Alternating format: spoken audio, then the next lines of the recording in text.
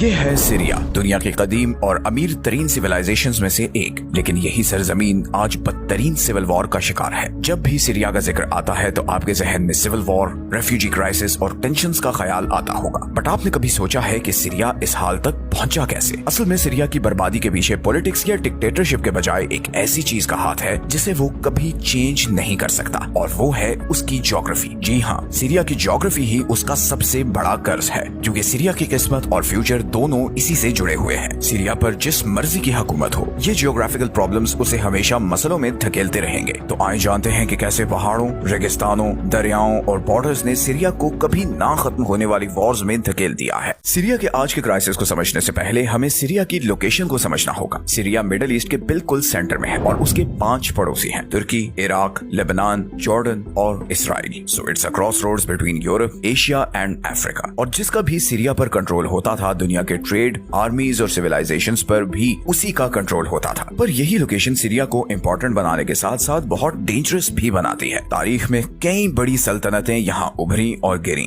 کیونکہ ہر کوئی اس زمین پر قبضہ کرنا چاہتا تھا۔ سب سے پہلے پرشنز نے اس علاقے کی اہمیت کو پہچانا، پھر گریکس الیگزینڈر دی گریٹ کی لیڈرشپ میں یہاں آئے اور اسے اپنا ہیڈ کوارٹر بنایا۔ اس کے بعد پھر رومنز نے سیریا پر قبضہ کیا اور یہاں شہروں اور سڑکوں کا جال بچھایا تاکہ اپنے کنٹرول کو مضبوط کر سکیں۔ رومنز کے بعد پھر یہ ایریا اسلامک خلافت، کروسیڈرز، مونگولز اور آخر میں اوٹومن امپائر کے کنٹرول میں رہا۔ سچ تو یہ ہے کہ سیریا کبھی بھی ایک یونائٹڈ کنٹری نہیں تھا۔ یہ زمین نیچرلی مختلف ریجنز میں بٹی ہوئی تھی جو کسی بھی صورت ایک دوسرے سے نہیں جوڑ سکتے تھے۔ اگر آپ سیریا کے میپ کو غور سے دیکھیں تو آپ نوٹس کریں گے کہ اس کی ویسٹرن سائڈ پر میڈیٹرینین سی کے 7 پہاڑ ہیں۔ یہ پہاڑ صرف قدرت کا شاہکار نہیں ہے، بلکہ انہوں نے ہی سیریا کی قسمت طے کی ہے۔ یہی پہاڑ خاص طور پر ساحلی علاقوں کے قریب موجود علوی پہاڑیاں ایک قدرتی دیوار بن گئیں۔ ان پہاڑوں کے ایک طرف ساحل کے ساتھ چھوٹے چھوٹے گاؤں آباد ہوئے جن میں علوی کمیونٹی کے لوگ رہتے تھے۔ کیونکہ یہ لوگ پہاڑوں کی وجہ سے باقی ملک سے کٹے ہوئے تھے تو ان کی ایک الگ آئیڈینٹی، کلچر اور لائف سٹائل بن گیا۔ اسی طرح انہی پہاڑوں کے دوسری طرف سیریا کے سینٹرل ریجن میں سنی مسلمان آباد تھے۔ بڑے شہر جیسے الیپو،